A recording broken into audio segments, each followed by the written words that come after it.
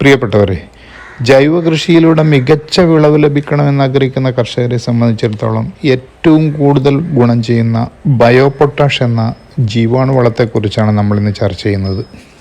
കൃഷിയുടെ സന്ദർശനമൊക്കെ നടത്തുമ്പോൾ കർഷകർ ചോദിക്കുന്ന ഏറ്റവും പ്രധാനപ്പെട്ട ചോദ്യമാണ് എന്താണ് ഈ ബയോ പൊട്ടാഷ്, അതുകൊണ്ടുള്ള ഗുണം എന്താണ് എന്നുള്ളത്.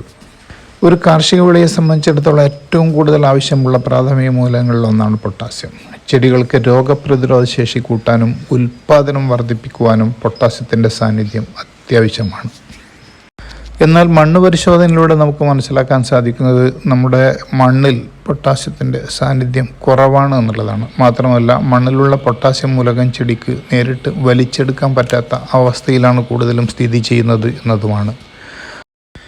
ഇങ്ങനെ മണ്ണിലുള്ള പൊട്ടാസ്യം മൂലകം ചെടികൾക്ക് വലിച്ചെടുക്കാൻ പറ്റാത്ത അവസ്ഥയിൽ നിന്ന് ചെടികൾക്ക് വലിച്ചെടുക്കാൻ പറ്റുന്ന രീതിയിലേക്ക് മാറ്റുന്ന ജീവാണുക്കളുടെ ഒരു ഫോർമുലേഷനെയാണ് നമ്മൾ ബയോ പൊട്ടാഷ് എന്ന് പറയുന്നത്.